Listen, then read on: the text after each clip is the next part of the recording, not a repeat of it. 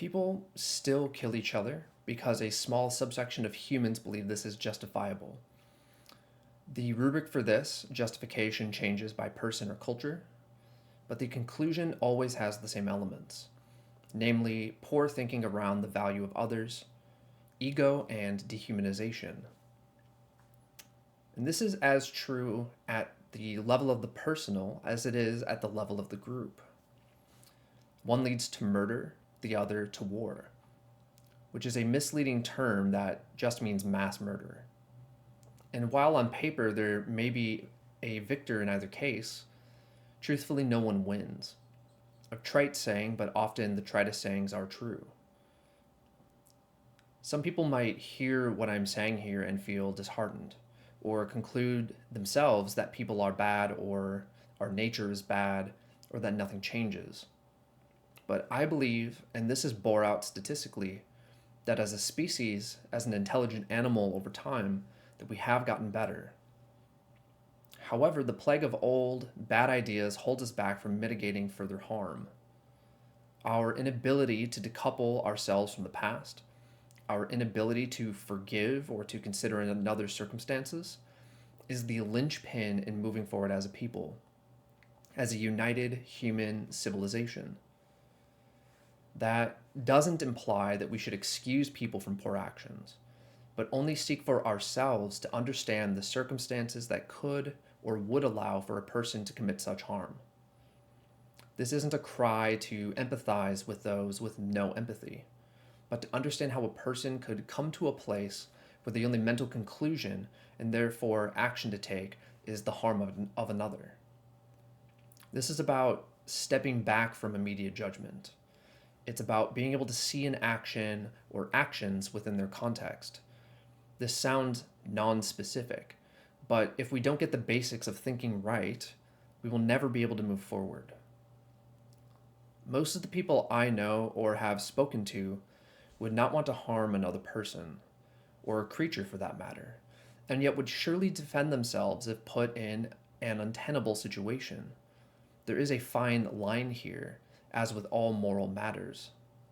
But it seems most killing and warfare is just a game of whataboutism, a common refrain in politics, and yet politics is but a reflection of our collective values and understandings in society. The mass shooter goes, well, what about how I was treated, therefore? And so did the leaders of countries with bombs in their arsenal. So does the person who's cheated on. The true psychopath, and they are rare, can still be understood at the level of their interior experience. Not to be justified, but to be known. Human nature is vast, and accepting that people exist who would inflict harm on others is a part of maturing, of understanding the gross or total freedom that exists in this universe. But let's be clear about something.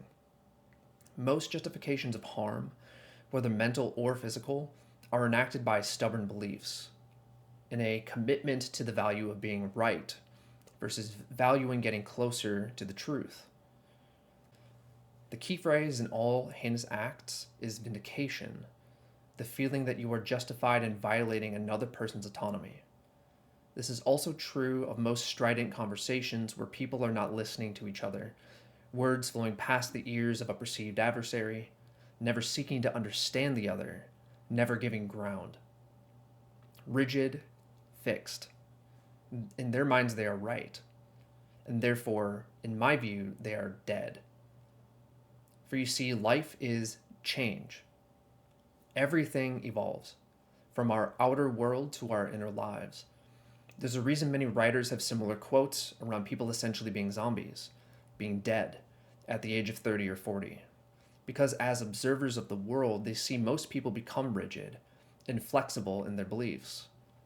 Most of this is self-protecting, but the outcome self-immolating. And when our sense of vindication reaches inappropriate heights, on some occasions this rigidity in thought affects others. We do not live in a vacuum. We live in a world shared by other beings, each with an inherently unique perspective and experience. We all exist in this intersubjective experience together. The term ego comes to mind, but most people misunderstand the concept. Many claim other people are egoistic without realizing that ego as a concept is the idea that everyone has a default state, a sense of self. The ego is the manifestation of that sense of self, and everyone is capable of acting egoistically or selfishly. I think it's important for us to understand that we are all capable of this vein of thought, to essentially see ourselves as the main character. But this is delusion, and a healthy ego is about balance. This doesn't mean that individual people are not important, because we are important within the context of our own lives. This isn't about devaluing yourself. In fact, it's the opposite. Because when you realize that most people believe themselves to be the protagonist, you understand the rich and complicated nature of self realization, of consciousness, the power of its spell. It can enable us and blind us. It is a tool to be utilized with care. Just as you watch your fingers when swinging a hammer, what you focus on as a person can greatly benefit or harm you, or others for that matter. We humans, individually and collectively, are capable.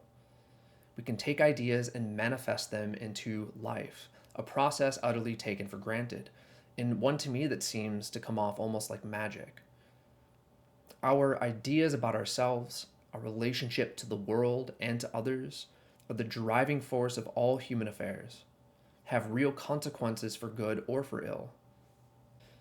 With ego comes identity, and most people identify with the past in some way, a specific heritage, a trauma.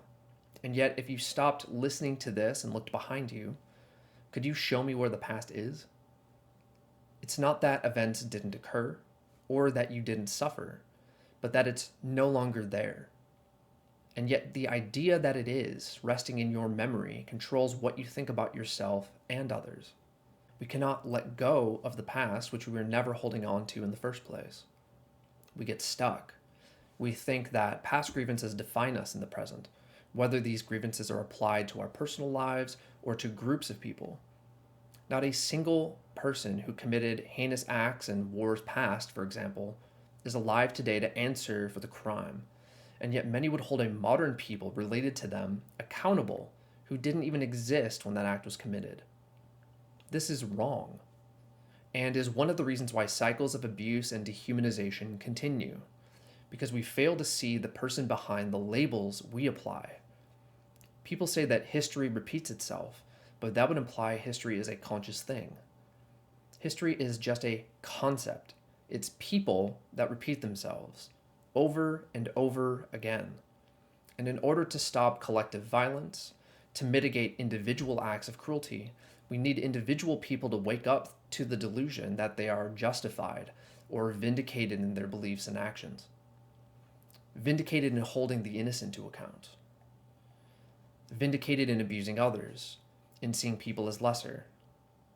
If you see yourself as unrelated to the crimes of people within your own group, if you think the crimes of one individual do not reflect on you as a human, then give that same grace to those that you point fingers at. The end result otherwise is becoming the thing that you pretend to hate, vindicated in your judgment, and the cycle continues. Maybe we should point fingers at ourselves and live accordingly, not with malice or shame, but with grace and patience, and extend that grace and patience to others. This is about what we are capable of, for good or for ill. This isn't about excusing people from heinous acts, but understanding how heinous acts can come to fruition. It's about understanding that all such acts are born out of selfishness, of vindication of being right, a self-aggrandizement at the expense of other beings. In my experience, most people are simply wrong when they conclude that they are right about something. To be less sure is to be more curious, to take to heart the idea that wisdom is born out of understanding what we do not understand, or the extent to which we do not understand. Another trite saying, but a powerful one, and a better spell to cast in all of our affairs.